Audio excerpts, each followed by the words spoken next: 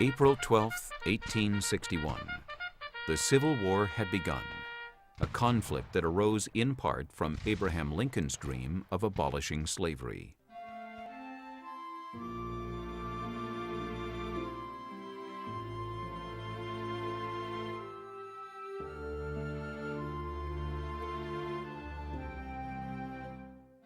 Now that the South had seceded, Lincoln seized the opportunity to pursue another dream, that of a railroad which would span the continent. The idea for a transcontinental railroad had been suggested as early as the 1830s, but real planning did not begin until the 1850s. Then, a little over a year after the start of the Civil War, Lincoln signed the Pacific Railroad Act. The act authorized private companies to build the Transcontinental Railroad, the Central Pacific in the west, and the Union Pacific in the east. These two entities competed for government money and land grants in a race to complete the most track. It was a huge undertaking that employed thousands and built up the vast, unpopulated interior of the country. When completed, it moved goods and people at unimagined speeds, created government where none previously existed, and propelled the United States to a position of prominence on the world stage. The Union Pacific built track from the Missouri River to the west, crossing through Nebraska and what is now Wyoming. In the process, it laid the framework for an entire state. Along the way, instant towns popped up where the railroad stopped to establish a watering or refueling location. Some of these communities eventually became the Wyoming cities we know today. Others disappeared as quickly as they were built. By the fall of 1867, the Union Pacific had reached the present-day state line. This was the end of track. This was the beginning of Wyoming.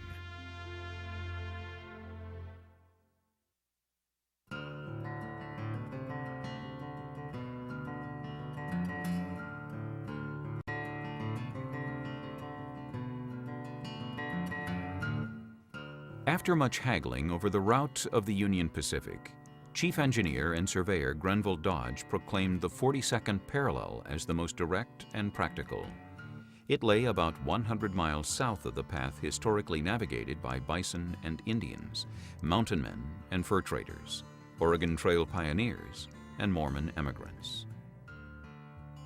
Dodge laid out as straight a line as possible, keeping it to no more than a 4% grade, ensuring the steam locomotives could efficiently pull their cars. Dr. Thomas Durant, an organizer of the Union Pacific and a long-standing schemer and speculator, was often at odds with Dodge. He had no incentive to build a straight route. His company suggested lines that were often sweeping oxbow curves and other wasteful configurations to milk as much money from the federal government as possible and increase his own personal wealth. I think he's a pretty disreputable figure in the whole construction of the UP. Now, that's not to say that there weren't 1,000 other Thomas Durants involved in the Gilded Age during that time, because there were just essentially no business ethics at all, and there was no regulation of any of this stuff in those days either. The government paid the Union and Central Pacific in federal bonds at the rate of $16,000 per mile for flat land, $32,000 for foothills, and $48,000 for mountainous terrain. The two railroads also received substantial government land grants, a 400-foot right-of-way, and on either side of the tracks for 20 miles, the odd-numbered sections of 640 acres of land. Each section also included the mineral rights beneath the ground. The federal government retained the even-numbered sections in an effort to keep an eye on the railroad's business activities. The railroad used this land for building side tracks, depots, and other infrastructure. They also sold lots to land speculators and new settlers. But building the most track as quickly as possible was of paramount importance in the race with the Central Pacific. That first series of tracks across the country weren't built to last. Speed was of the essence. They needed to get the thing built. They had to throw down the ties, put on the rails, hammer in the spikes, and they had to do it fast. This substandard construction, along with equipment failure and human error, sometimes led to disastrous consequences. These were the biggest and fastest machines ever built. When something went wrong, it often escalated into a massive accident involving derailment and lost lives.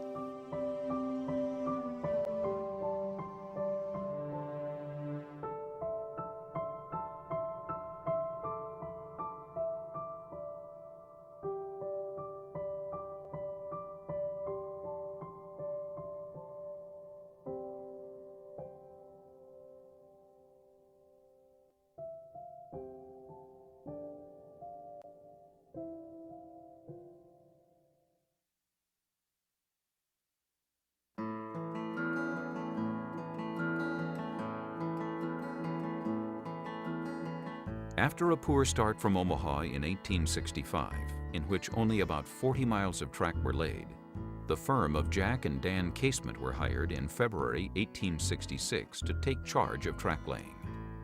Short, stocky, and tough as nails, the two brothers were Civil War vets with track laying experience. As construction bosses, they quickly established a timetable and a no-nonsense work ethic that got the tracks moving westward. A year and a half later, they had spanned Nebraska and reached today's Wyoming border. But building a railroad wasn't just about track laying. A huge and varied labor force spread over the countryside, often hundreds of miles apart. I think T.A. Larson put it best when he said that unlike a straight line of construction, these railroad crews were more like beads on a string, where there'd be the surveyors out here in the front, and then right behind them would be the graders, and then a little bit further back would be the track layers. The surveyors labored in the western wilderness, laying out the exact line the railroad would take from Dodge's general route. The surveyors were in many cases people who were former military officers. A lot of them had learned their surveying skills commercially in the East prior to signing on with the UP. They lived like mountain men, working under the endless sky and living off abundant wild game, reveling in the freedom, the excitement, the danger of the wilderness. But many must have known this Western Eden would change forever once the railroad actually pushed through. The time is coming, and fast too, when in the sense it is now understood, there will be no West. Arthur N. Ferguson, Union Pacific Survey Party. In time, towns would sprout up, wild game would vanish, mountains and riverbanks would be stripped of trees, and Native Americans would be driven from their land. The railroad would usher in fundamental change to the West. But it would also bring prosperity.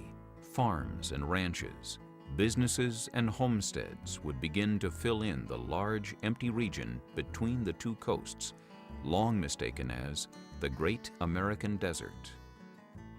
The graders followed the surveyor's line, working with shovels and picks, teams of horses and scrapers to create a level foundation for the ties and rails.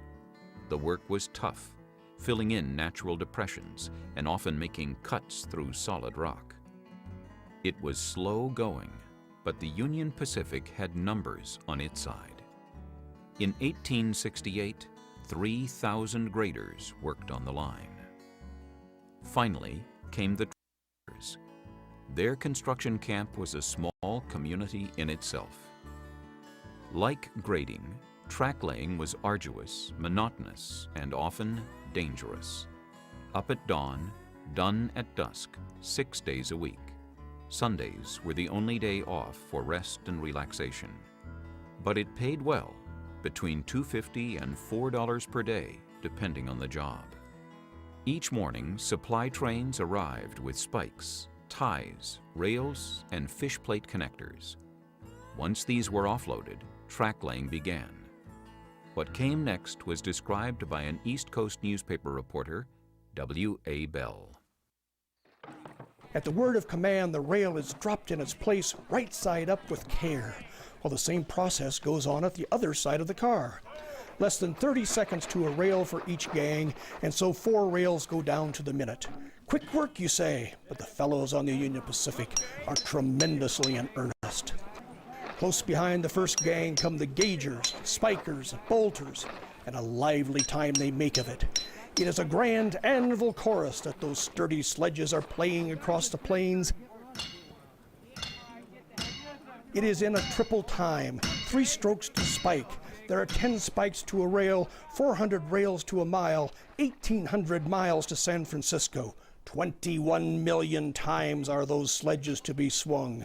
21 million times are they to come down with their sharp punctuation before the great work of modern America is complete.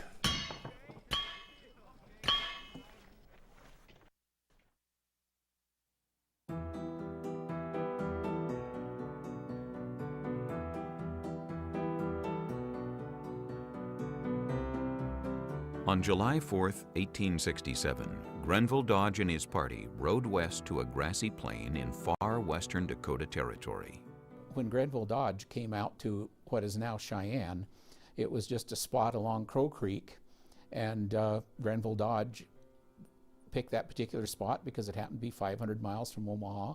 He took a look around and said, well, this will be as good a division point as any on this transcontinental railroad. A division point is going to mean a great deal because it's going to mean permanence. It's not going to be like a section house where you have a water tank and maybe a telegraph key and a few people there to watch the track. There's going to really be an establishment there. Dodge and his crew began laying out streets for a town dominated by a 320-acre railroad complex. He called it Cheyenne, honoring the predominant tribe of the area. Dodge predicted that a new city would soon arise to rival Denver 100 miles to the south. Little did he realize how quickly his prediction would come true. Word of a division point at Cheyenne quickly spread to the former end of track or so-called hell on wheels towns east of it. When railroad construction moved on and business slowed down in some of these places, merchants often packed up their canvas and wood structures and shipped them west via the railroad to the next end-of-track construction point. There they reassembled their buildings and got on with business.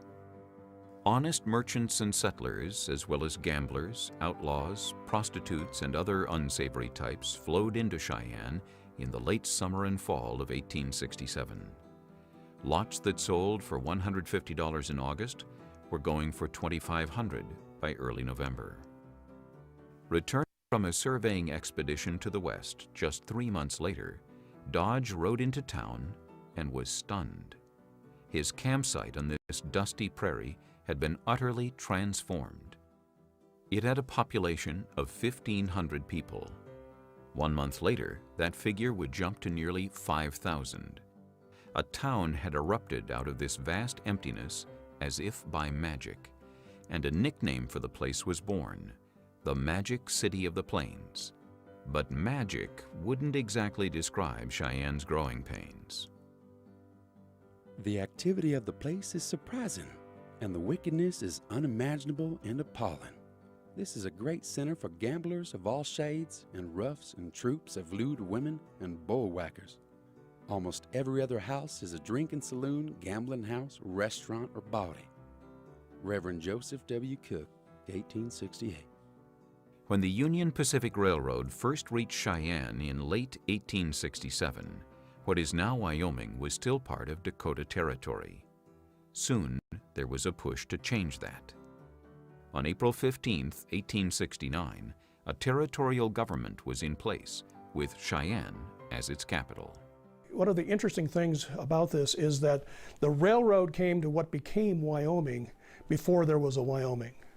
And it hasn't happened very often where you had something like that and no political organization. So it really followed after the railroad came to Wyoming that the territory was created. The spring of 1868 brought new challenges for Grenville Dodge and the builders of the Union Pacific Railroad. First and foremost was crossing the Black Hills, today's Laramie Mountains.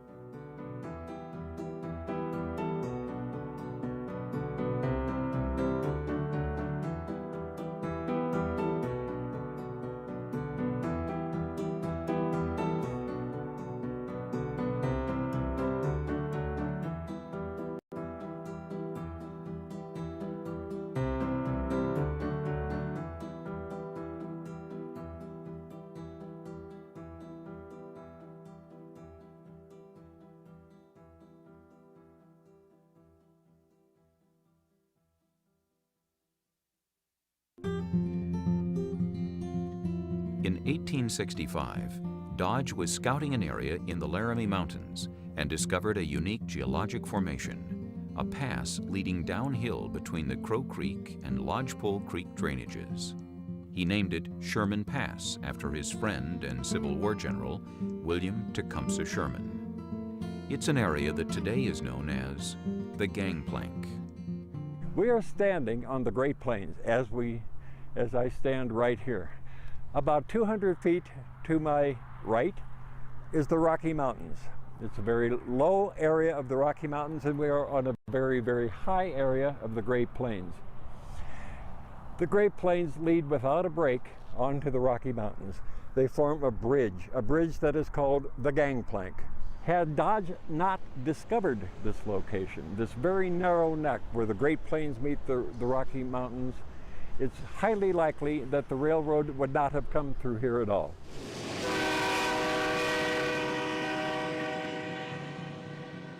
As construction crews moved up the Gangplank, they eventually topped out at over 8,000 feet. The Union Pacific Railroad had made the grade. It had summited the Rockies. The town of Sherman quickly sprouted up around this high-altitude milepost. It boasted a turntable and roundhouse, a depot with a Wells Fargo office, a newspaper, shops, and 2 hotels. I'm standing in the middle of a turntable at Sherman, Wyoming, 8,247 feet high. The turntable was actually turned by human power. The locomotive would come onto the turntable, it was a bridge, very carefully balance it. There was a center pivot right here. There were wheels on each end to help balance it, so you had 3 points of balance. But human beings, a man, maybe 2, would be on each side, one side there, and by hand would turn the entire locomotive. It took some power, but if the engine was carefully balanced, it could be done.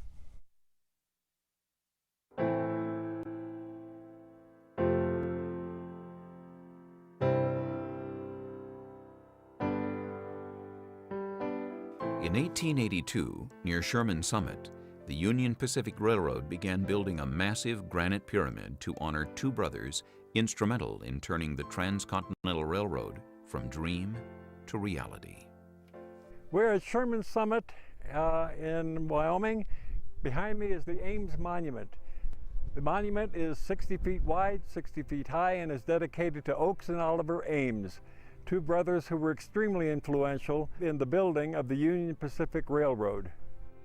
Oakes Ames was a U.S. congressman from Massachusetts who played a leading role in passing the legislation that created the Union Pacific Corporation.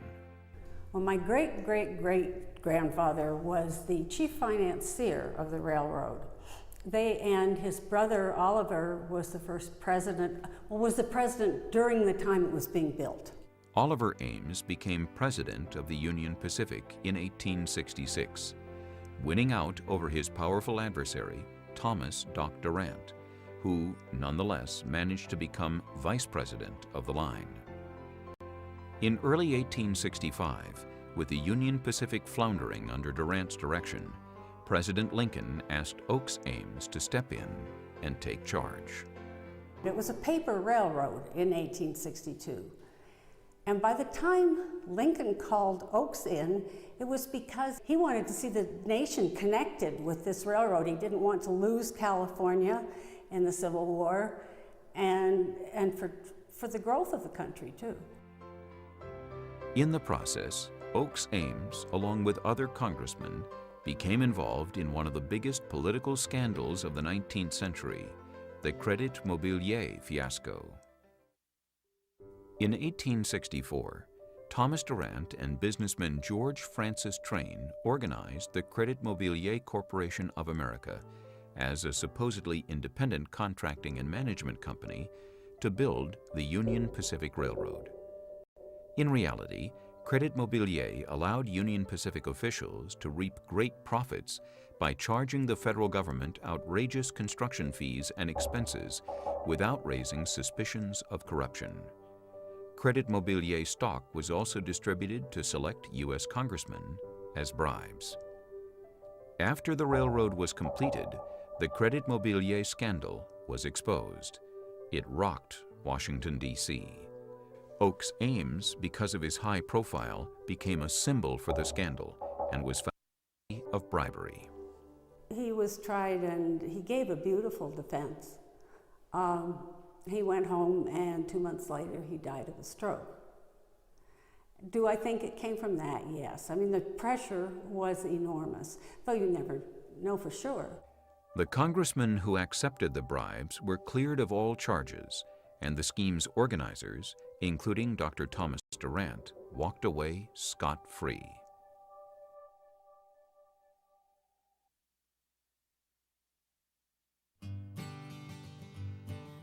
After cresting Sherman Summit, the grade was now downhill.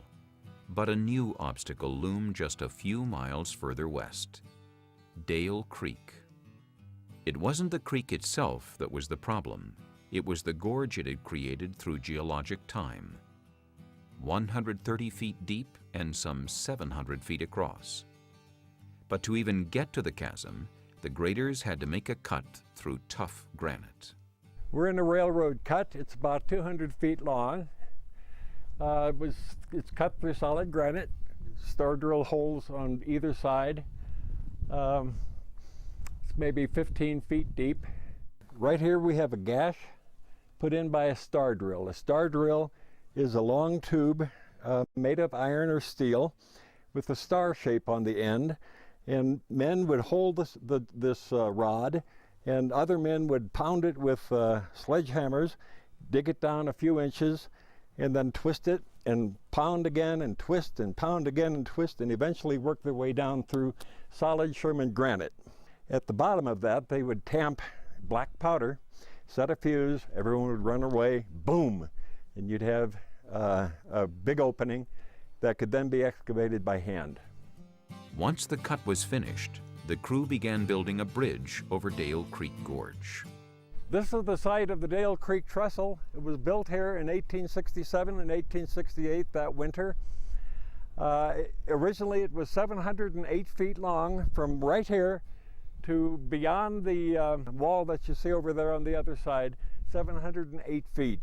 125 feet from the creek bed to the rail, to the base of the rails. When the Dale Creek Bridge was finished on April 23, 1868, it was declared an engineering marvel.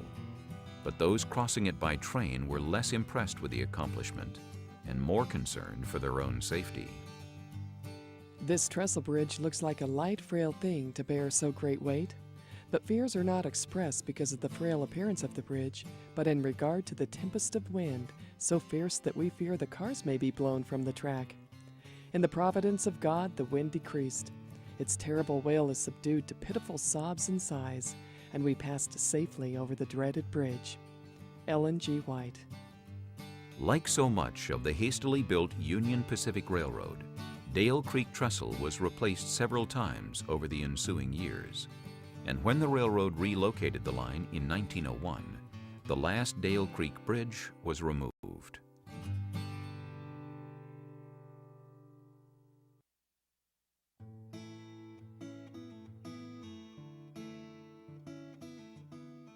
In the early spring of 1868, as Union Pacific track layers worked their way down the slope from Sherman Hill and Dale Creek, they encountered a newly staked out town. Chief Engineer Grenville Dodge dubbed it Laramie. That April, hundreds of speculators, entrepreneurs, and settlers awaited the Union Pacific's auction of town lots. 400 parcels sold within a few days. On May 9th, the first train chugged into town, its coaches filled with people. The freight cars were piled high with tents and disassembled wooden structures. Hell on Wheels had arrived.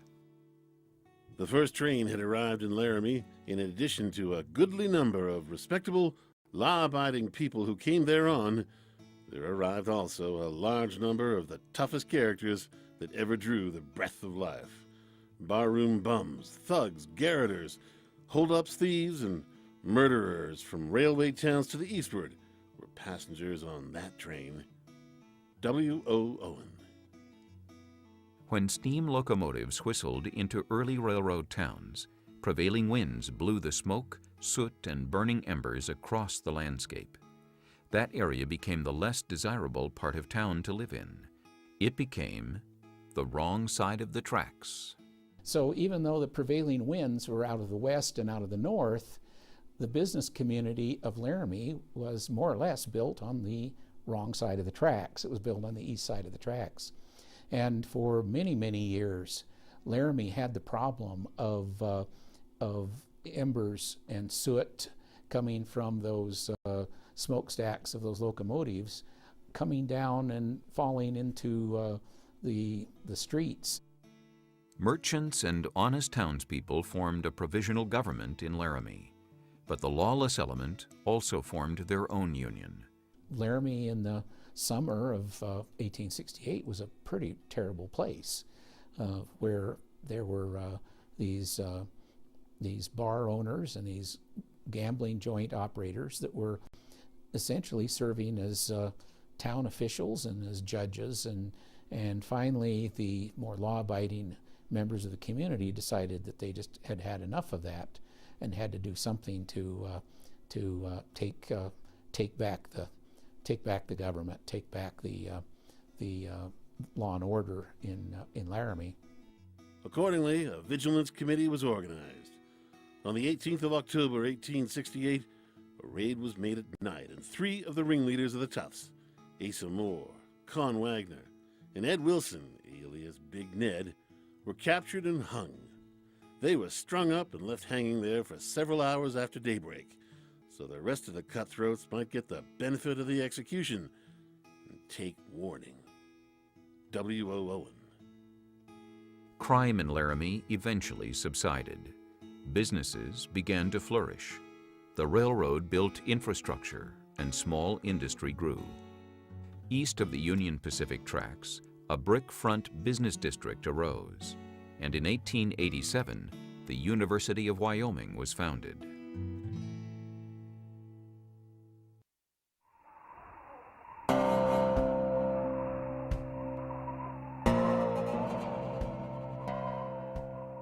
Several thousand track layers followed the easy grade north and west across the Laramie Plains later that spring of 1868. The route formed a long loop to the north of Elk Mountain and the Snowy Range. It followed a path where weather was milder and the terrain more favorable to building railroad tracks.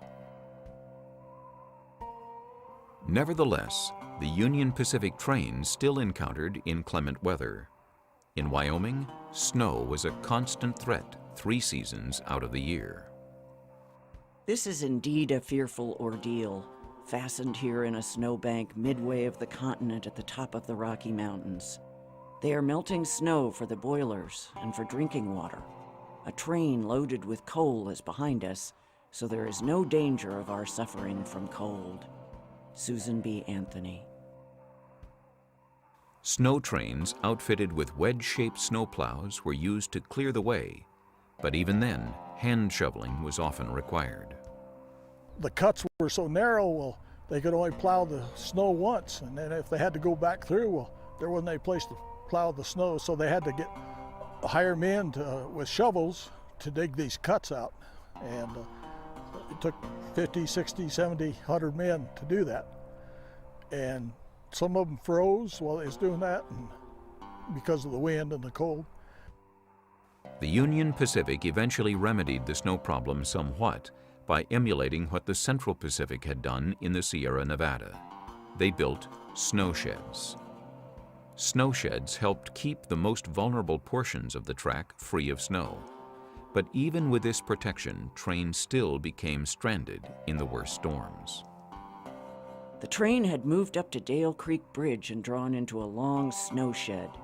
Here we remained all night, and with the rarefied air and the smoke from the engine, we almost suffocated, while the wind blew so furiously we could not venture to open the doors. Susan B. Anthony.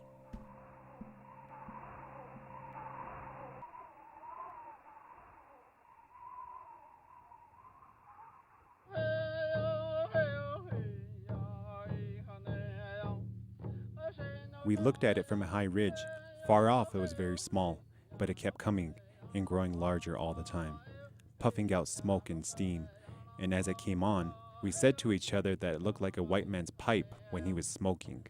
Porcupine, warrior of the Northern Cheyenne. The federal government encouraged Native people to allow the railroad across their traditional lands by signing the Fort Laramie Treaty in 1868. Nevertheless, a few marauding bands still caused problems. A few days ago, 4 men were shot by the Indians and were brought into this post. One of them died from the effects of his wounds. Last night and during today, the soldiers have been digging his grave. Another of the wounded men I hear is not expected to live. Arthur N. Ferguson, Union Pacific Survey Party. As treaty after treaty were broken, the tribes began defending what they still had left. Europeans and the Plains tribes, the Sioux and Cheyenne, the Arapaho and Shoshone, were on a collision course. It was a cataclysmic clash of two different mindsets, worldviews, the whole notion of economy. They were at diametrical odds with one another. Tribal people did not recognize that these newcomers would address them in a multifaceted approach, meaning treaties first, recognizing that everything will be done in a good way. The second, a military intervention. Third, a violation of treaties by all the newcomers. Fourth, and here where the condition of modernity plays a role, the steel horse, as they used to call it, came across their lands. We will build iron roads, and you cannot stop the locomotive any more than you can stop the sun or the moon. And you must submit and do the best you can. General William Tecumseh Sherman. The railroad men have an infallible remedy for the Indian troubles. That remedy is extermination. The Chicago Tribune. We've got to clean the damn Indians out or give up. The government may take its choice. Grenville Dodge. This agenda was accomplished by striking at the center of the Plains Indian culture. The buffalo, first and foremost, was not only a means of survival and food, but it had a sacred relationship with tribal people. It provided not only food, but implements, and every part of the animal was used. So when tribal people visually saw men on the iron horse using 50 caliber Sharps rifles, knocking these buffalo down by the thousands per day, how could people do this? It was such a spiritual affront, which led to a further demoralization among tribal people. It has been estimated that the West held as many as 15 to 60 million buffalo at the arrival of the Europeans. This number was severely depleted, partially as a result of the Transcontinental Railroad. What had happened with the arrival of the steel horse was it divided the herds, the American bison, and along with the division of the herds became the decimation of the herds by hunters who were providing food originally for the workers, but then it became just a big sport. This wholesale slaughter crushed the Indian insurgency as it broke their hearts and their culture. Once the bison were removed, decimated if I may, the marginalizing of Native America on reservations. All the while, the Iron Horse, the Union Pacific, continued to move across the West.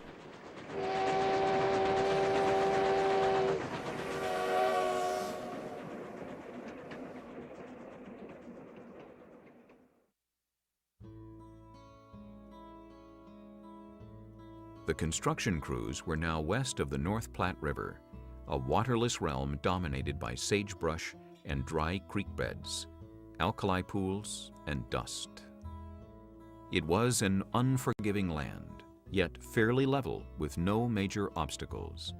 Compared to crossing the Laramie Mountains, the work was relatively straightforward, but the summer temperatures were hellish. Workers coughed and wheezed in the choking dust. Others collapsed from heat stroke. Horses and mules toppled over in the heat. This is an awful place. Alkali dust knee-deep, and certainly the meanest place I have ever been in. Jack Casement, track-laying supervisor.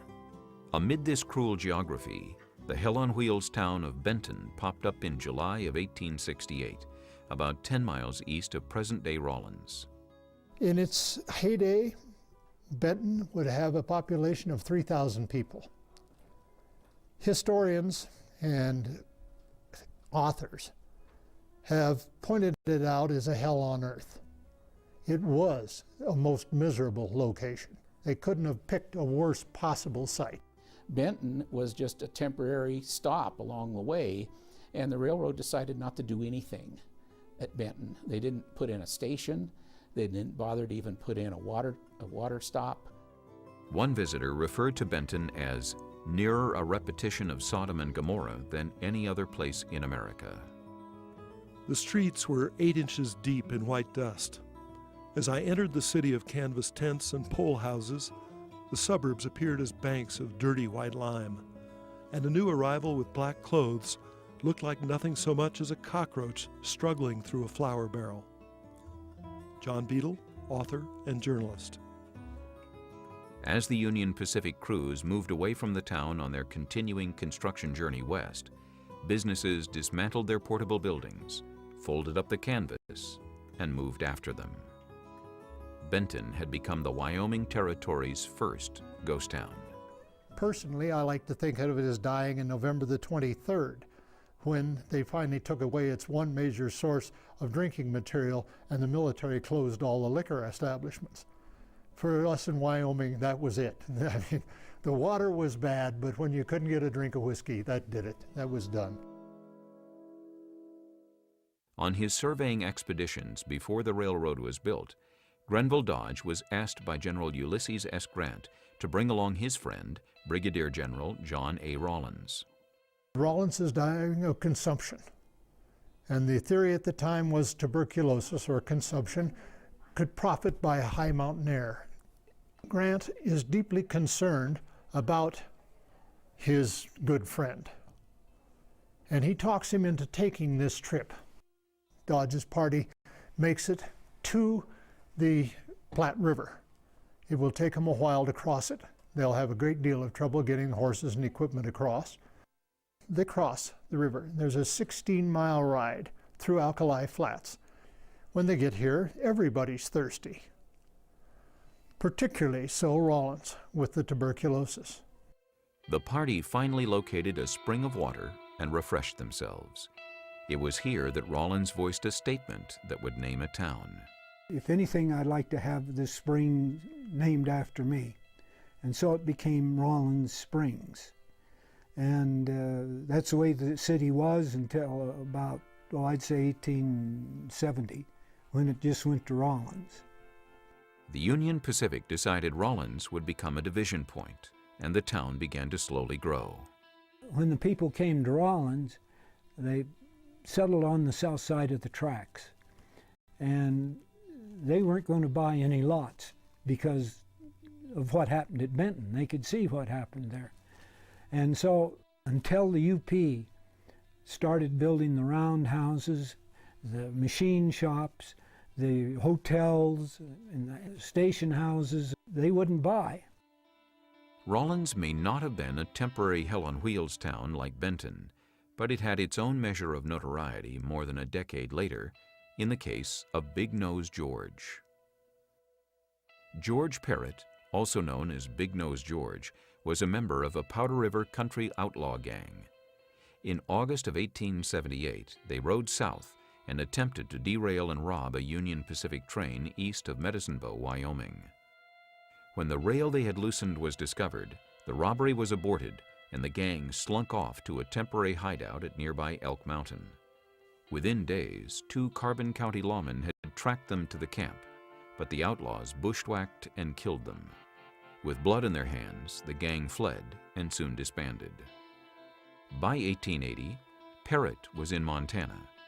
After boasting of killing the Wyoming lawman, he was arrested and taken to Rawlins, where he was charged with murder. And what the good folks here, or good folks in quotes, are concerned about is this criminal element is going to break George out. The citizens took the law into their own hands, overpowering the jailer, and broke George out. George is taken to Front Street and he will be lynched. It'll take him 2 tries. The crowd themselves are as inept at lynching as he was at train robbery. But they stand there and watch that poor devil struggle as gravity overcomes him in weakness, and he chokes to death. That noose was so loose that it worked back and forth and took his ears off. And that shows in the death mask. He's without ears in the death mask. The body of Big Nose George was collected by 2 local physicians. Dr. T.G. McGee was eager to study a criminal brain. Dr. John Osborne had less scientific uses for the remains. While Dr. McGee is doing what is considered a scientific study, Dr. Osborne gets a little bored, and he retains the flesh, principally from the chest and other parts of the body, and sends it off and has it tanned. And when it returns to him, he has different things made from it. He decorates a leather doctor's bag, and he makes this wonderful pair of shoes. He was very proud of them, made no bones about what they were. The shoes are in Oxford, part leather, part human flesh. He will go on 11 years later to become governor of the state of Wyoming. Well, at his official inauguration ball, he did wear those shoes, despite the dress requirements. He had brown and white shoes on with his formal dress. In the fall of 1868, the railroad pushed west of Rawlins to an area of Wyoming with abundant coal seams. People knew about coal in Wyoming for a long time before the railroad was even thought of as going through this area. The Indians used coal. The forts that were built along the way used coal, and trappers used coal, and overland tourists used coal. So it was there. One town eventually became the center of this coal mining region. In Rock Springs, if you look at the core of the town, it was not laid out by the company, and lots weren't sold the same way they were in some other parts. There were 10 mines in the downtown area of Rock Springs. So if you've driven around it all, you'll realize that the roads are very, very hard to follow. They paved the miners' paths. The joke is that the city planner at the time was drunk and was riding a blind mule when he laid the streets out. Wyoming coal was a financial boon for the Union Pacific. It not only fueled its locomotives, it also heated its buildings and was marketed and shipped across the country. Working the mines was difficult and dangerous work. Shifts lasted 10 hours a day.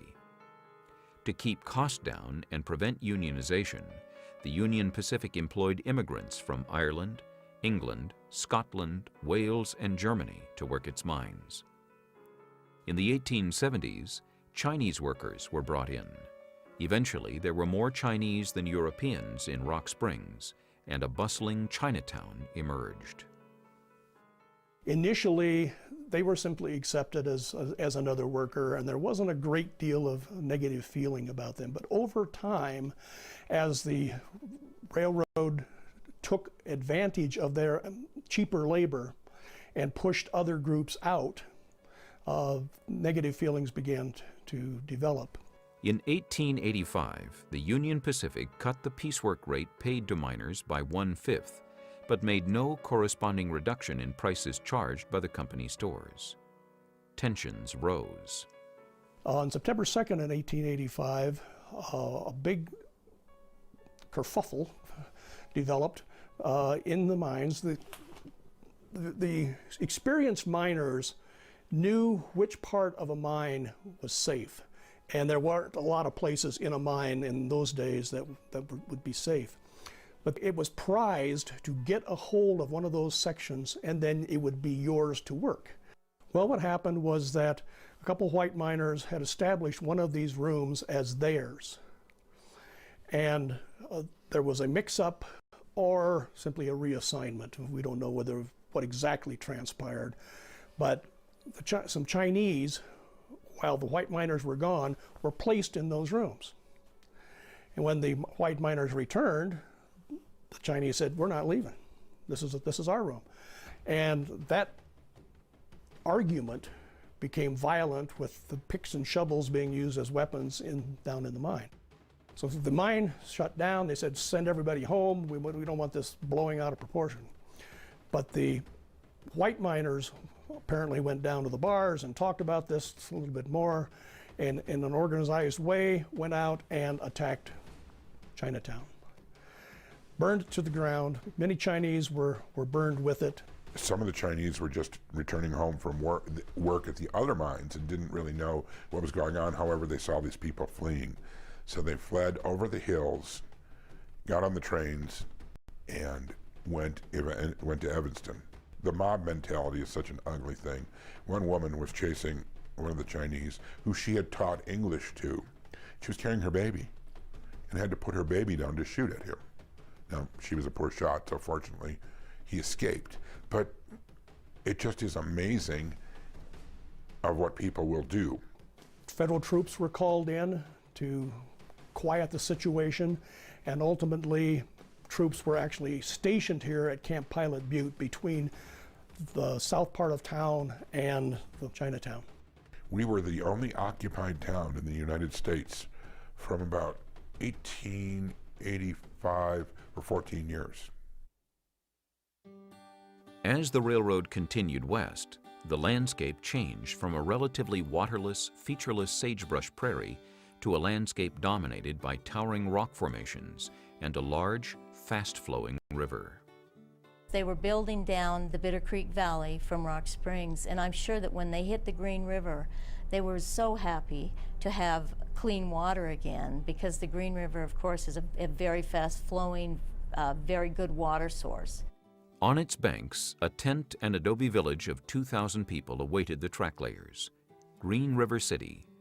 It had been established by a Mr. Samuel Field and other entrepreneurs who filed homestead claims before the railroad arrived. They realized the company would need the water from the Green River, and they assumed it would be a division point. The powerful Union Pacific wasn't pleased. Suddenly, this lucrative little town that they had planned on selling lots to business people didn't belong to them. And so as a result of that, the Union Pacific decided, rather than making Green River the division point that they had planned, they moved it out to a place called Bryan. Bryan was an especially nasty hell-on-wheels town. During one 5-day period, there was a man for breakfast, as the newspaper termed it, meaning a corpse in the street every morning. Now, Bryan was an acceptable substitute in most ways because it was on a river, and of course the water was extremely important. However, the Blacks Fork River, which Bryan is on, is a much smaller river. In fact, it's a tributary to the Green. And so they happily existed in Bryan for about 4 years before they had a dry summer. The Blacks Fork River dried up, and they were forced to come to an accommodation with Field and Company to bring the division point back to Green River. The entrepreneurs had turned the tables on the mighty Union Pacific with a little help from Mother Nature, and Green River City became a railroad town.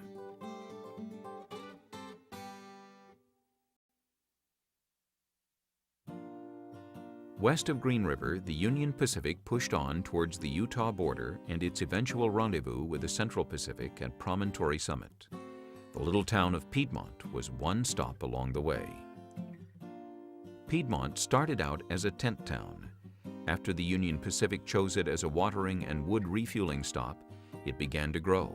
A small village arose with stores and businesses, a schoolhouse, hotel, and 4 saloons. But its most distinguishing landmark were the charcoal kilns. Built by Moses Byrne in 1869 to supply charcoal for the iron smelting industry in Utah, these conical limestone kilns measure 30 feet across and 30 feet high. Only 3 of the original 40 kilns remain.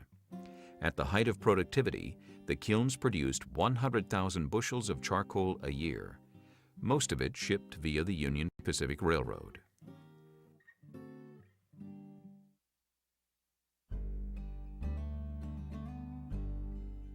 The last transcontinental railroad town in Wyoming lay just a few miles east of the Utah border. Evanston was named after Union Pacific Division engineer James A. Evans. The railroad designated Evanston as a division point. Unlike many other tent cities along the line, its future was assured. A roundhouse, depot, and extensive rail yards were built. In December of 1868, they hit what is now called Evanston. And I can't imagine living here, the weather conditions in December. They built a roundhouse in Evanston, and it was a wonderful stone building with arched doorways, and it stood from where we're talking today in this roundhouse in Evanston. It stood about 500 yards from where we are today. And it had a manual turntable, and that really gave Evanston its permanence. Once that roundhouse was established, then you soon saw on the west side of the tracks in Evanston, you saw the commercial buildings began to be erected, and Evanston grew rapidly after that point. In 1887, 2 water ponds near Evanston were built. These were called the Bear Ponds, for they received water by diverting the Bear River. When winter arrived and the ice attained the proper thickness, it was cut into 22-inch cakes. And they had these massive 2 or 3 story wooden structures to store the ice. They would take a team of horses out there, cut the ice into great big blocks, store them in these ice houses with sawdust, and as the trains went east or west with perishable goods, during the summer months they would put the ice in there for refrigeration.